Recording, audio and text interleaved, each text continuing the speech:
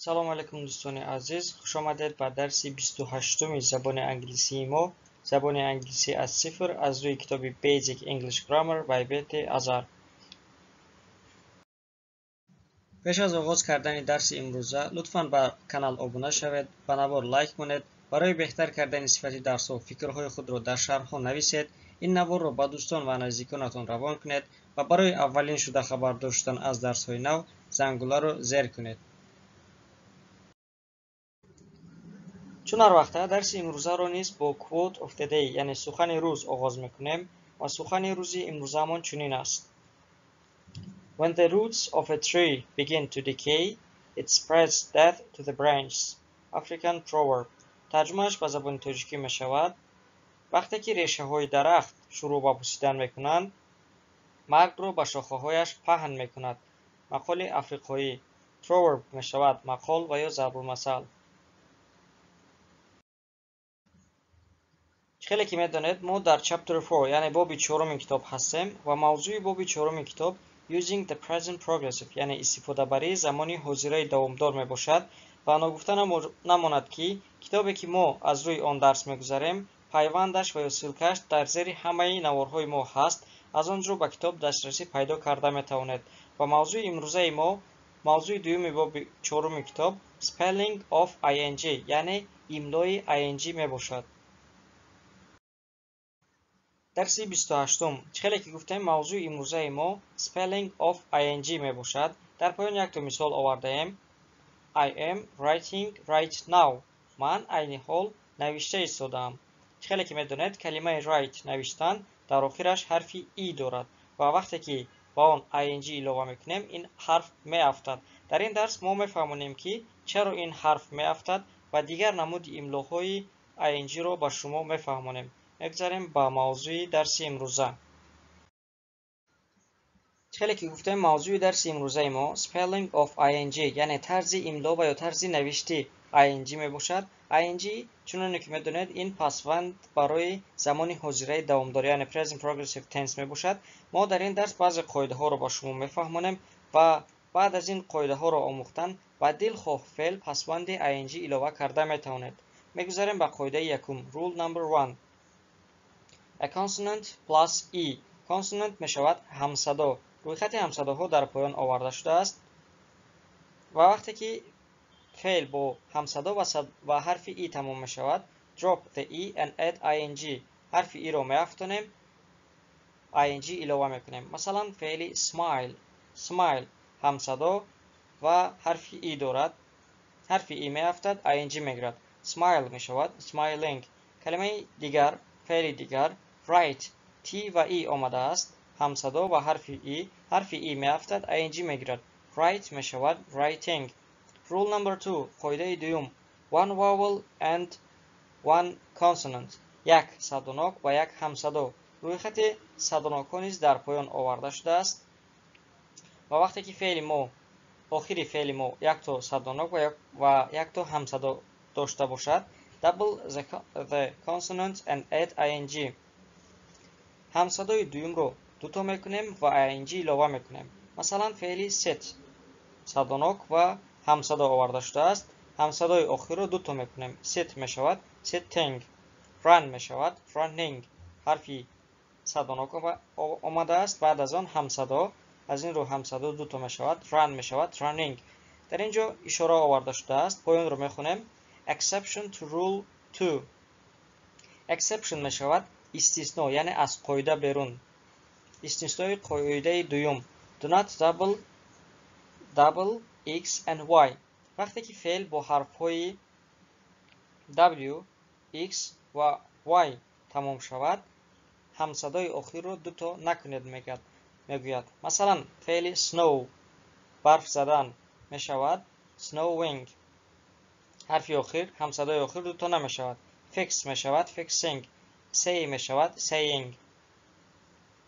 قاعده سوم rule number 3 two vowels and one consonant. دو صداناک و یک همصدا باشد اگر add ing do not double the consonant. تنها ing اضافه میکنیم صداناک آخر رو دوتا نمیکنیم. فعل read خواندن خیلی که میبینید دو تا صدانک دارد، بعد از آن همصدا آورده شده است. در این حالت ing اضافه نمیکنیم. read میشود reading. rain باران باریدن میشود raining. دو تا صدانک دارد، یک تا همصدا، از این رو تنها ing اضافه میکنیم. rain raining. rule number 4 قاعده چهارم two consonants دو تا همصدا. اگر فعل با دو تا همصدا تمام شود add ing do not double the consonant. تنها ing اضافه میکنیم، همصدای آخر رو دو تا نمیکنیم. stand با دو تا همصدا تمام شده است میشود standing. push میشود pushing.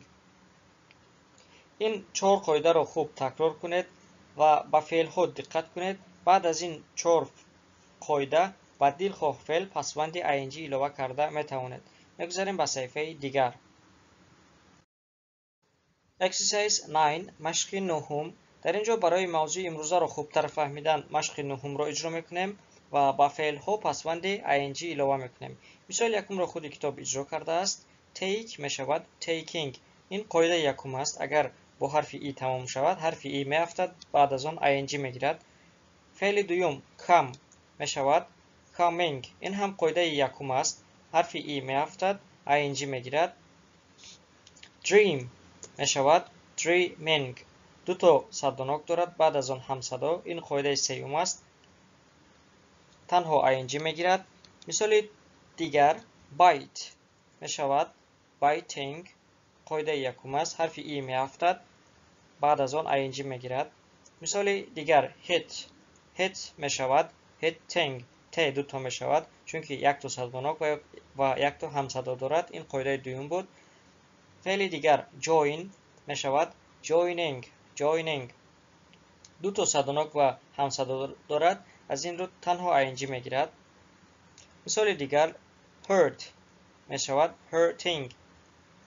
آخرش با دو تا همصدا تمام میشود، از این رو تنها ing میگیرد. مثال دیگر plan میشود planning. دو تا نمیشود چون که با صدانک و همصدا تمام شده است. مثال دیگر dine میشود dining. حرف ای میافتد و بعد از آن ing میگیرد. مثال دیگر snow میشود snowing. این قاعده دوم بود. وقتی که فعل با صدانک و همصدا تمام میشد حرف همصدای آخر دو تا میشد و این استثنا بود و گفتیم که اگر با حرفای w x و y تمام شود فعل همصدای آخر دو تا نمیشود، از این رو تنها snow ing میگیرد میشود snowing. فعل دیگر study میشود studying. این با چهار قاعده ما داخل نیست. اگر فعل هایی که با این چهار قاعده داخل نباشد تنها در آخرشان ing میگیرد. مثال دوازدهم فعل دوازدهم warn میشود warning. این قاعده چهارم بود و وقتی که با دو همصدا تمام شود تنها ing میگیرد.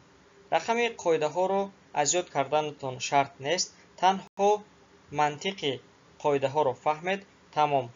بگذاریم به صفحه دیگر. Exercise 10 مشق دهم. این مشق رو هم مثل مشق قبلی اجرا میکنیم و فعل ها پسوند ing اضافه کرده شکل درستشون رو مینویسیم. فعل یکم ما smile. لگاتیپ ما آمد. با کانال ابونه شوید و نوار رو با دیگران روان کنید. فعل یکم ما smile میشود smiling. حرف ای میافتد ing میگیرد.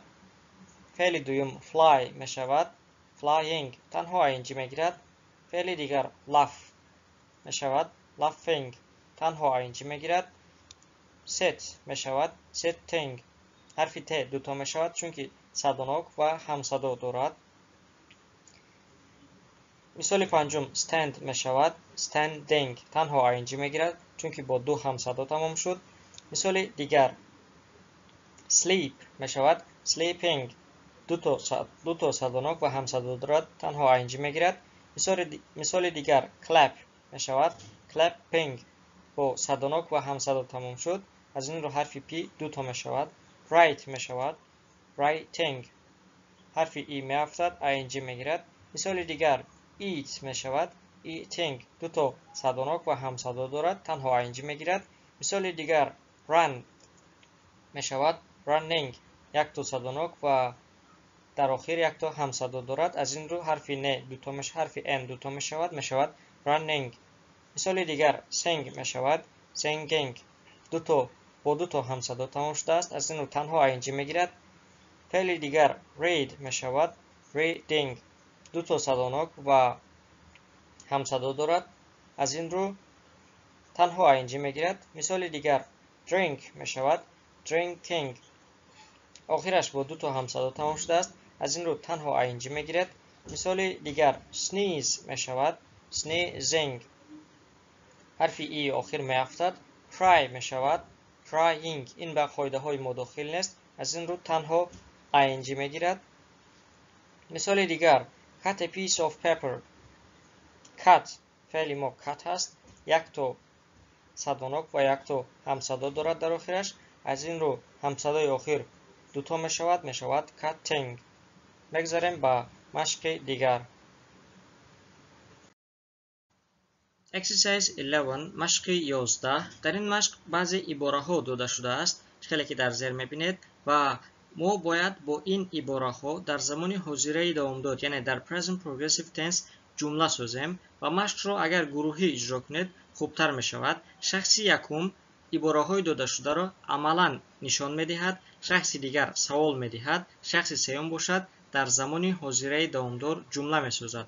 масалан, яке аз мисолҳоро китоб иҷро кардааст. Erase the board. тахтаро тоза кардан. шахси якум амалан нишон медиҳад. шахси дуюм мепурсад ки what is student A doing? талабаи А чӣ кор карда истодааст? ва шахси дигар ҷавоб медиҳад ки he ва ё she is erasing the board. вай тахтаро тоза карда истодааст. мо бо баъзе аз инҳо ҷумла месозем. бо қисми боқимондааш шумо ҷумла созед. масалан, бо мисоли якум draw a picture on the board. дар тахта расм кашидан. шахси якум инро амалан иҷро мекунад. шахси дуюм савол медиҳад ки what is Ali doing? али чӣ кор карда истодааст? ва шахси дигар ҷавоб медиҳад ки Ali is drawing a picture on the board. али дар тахта расм кашида истодааст. мисоли дигар, мисоли дахум look at the ceiling. ба сақф яъне ба тор нигоҳ кардан. ва шахси якум инро амалан иҷро мекунад. шахси дигар савол медиҳад ки what is someone doing? someone чӣ кор карда истодааст? ва шахси дигар ҷавоб медиҳад ки someone is looking at the ceiling. someone ба сақф нигоҳ карда истодааст. мисоли дигар he is tearing a piece of paper. ибораи мо tear a piece of paper. коғазро дарондан. шахси якум инро амалан иҷро мекунад. шахси дуюм савол медиҳад ки what is he doing? вай чӣ кор карда истодааст? шахси сеюм ҷавоб медиҳад ки he is tearing a piece of paper. вай коғазро бурида истодааст, даронда истодааст. мисоли дигар sing, hum or whistle. sing мешавад сароидан, hum мешавад овоз мебарорем, мегӯем ки hum, ба ин мегӯянд hum. ва ё whistle мешавад ҳуштак кашидан. шахси якум инро амалан иҷро мекунад. шахси дуюм савол медиҳад ки what is he doing? ва ё what is Aziz doing? Aziz чӣ кор карда истодааст? He is singing or he is humming or he is whistling in the class. вай дар синф суруд хонда истодааст ва ё овоз барода истодааст ва ё ҳуштак кашида истодааст гуфта ҷумла месозем. бо мисолҳои боқимонда шумо чунин ҷумла нависед. мегузарем ба саҳифаи дигар. дар ин саҳифа мо баъзе расмҳо овардаем ва расмҳоро дида бояд дар замони ҳозираи давомдор бо забони англисӣ ҷумла созем. дар расми якум чӣ хеле ки мебинед китоб хонда истодааст ва мо бояд дар забони англисӣ гӯем ки вай китоб хонда истодааст ва ҷумламон мешавад Anna is reading a book about rockets. Anna дар бораи рокетҳо китоб хонда истодааст дар замони ҳозираи давомдор. дар мисоли дуюм дар расм чӣ хеле ки мебинед давида истодааст ва мо бояд ҷумла созем Шаҳзод is running. шаҳзод давида истодааст. мисоли дигар расм кашида истодааст. мисоламон мешавад Maryam is drawing a picture. مریم رسم کشیده ایستاده است. رسمی دیگر نوشته ایستاده است و جمله‌مون می شود The student is writing an essay. طلبه essay و یا انشا نوشته ایستاده است. رسمی دیگر رو چخیلی که می بینید گریه کرده ایستاده است و جمله‌مون می شود The child is crying. کودک گریه کرده ایستاده است. Crying می شود گریه کردن و یا فریاد زدن. در رسمی دیگر چخیلی که می بینید بچه خواب کرده ایستاده است و جمله‌مون می شود The boy is sleeping on the bed. کودک در رخت خواب کرده ایستاده است و یا بچه در رخت خواب کرده ایستاده است. در مثال دیگر چخیلی که می بینید با موسیقی گوش داده ایستاده است و جمله‌مون می شود زینب is listening to music. زینب با موسیقی گوش داده ایستاده است. در مثال دیگر چخیلی که می بینید پیتزا خورده ایستاده است و جمله‌مون می شود بهروز is eating pizza. بهروز پیتزا خورده ایستاده است. در مثال دیگر فوتبال بازی کرده ایستاده است با توپ بازی کرده ایستاده است و جمله‌مون می شود فرید is playing football. فرید فوتبال بازی کرده ایستاده است. میگذاریم به صفحه دیگر.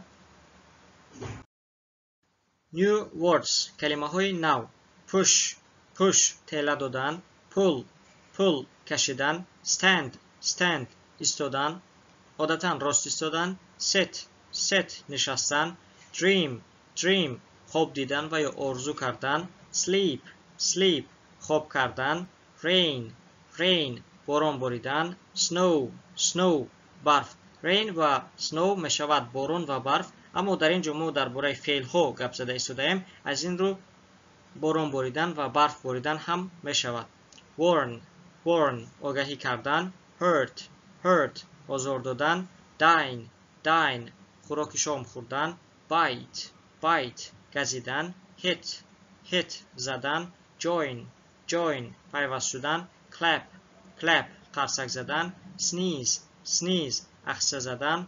cut بریدن. rule قاعده. proverb مقال و یا ضرب المثل. در اینجا درس امروزه ما به پایان میرسد و وظیفه‌هایی که بعد از این درس ما به شما میدهیم: یکم مشق‌های کتاب را به دفترتان نویسید. مشق‌های 9 10 و 11 باب 4 کتاب را به دفترتان نویسید. دوم با new words یعنی کلمه‌های نوی امروزه 10 جمله نویسید. جمله‌ها در زمان حاضره دوامدار یعنی present progressive tense باید باشند. سوم کلمه‌های نو را ازیاد کنید. در اینجا درس امروزه ما به پایان میرسد. لطفاً به نوار لایک مونید، فکرهای خود را در شرح ها نویسید، این نوار را به دوستانتون روان کنید. برای اولین شده خبردار شدن از درس های نو زنگوله را زیر کنید و از همه شما برای تماشای نوارهای ما تا آخر منت داریم. لطفاً ما را پیگیری نمایید و منتظر درس های نو باشید.